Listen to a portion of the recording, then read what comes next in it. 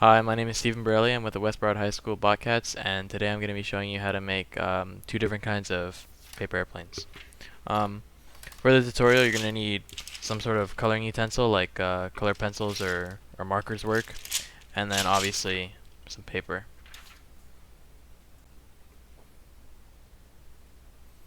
Okay, for the first part, you're going to take your sheet of paper and lay it flat like this, and then you're going to want to find the two top corners right here, and fold them towards the middle, and crease the two edges here so that it makes a house shape like this.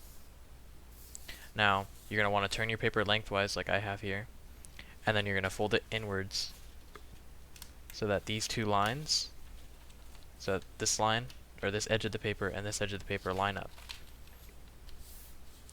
And then you're going to want to try to find this edge right here that you've made on the two creases, and you're going to fold it back so that it lines up with the edge of the paper right here. And it should look something like this.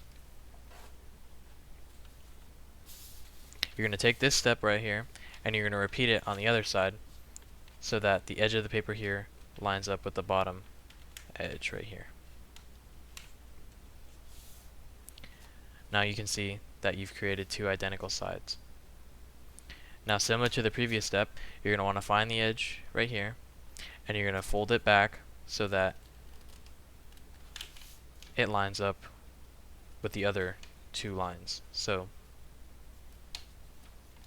it's all flush. Now you're going to take that step and repeat it on the other side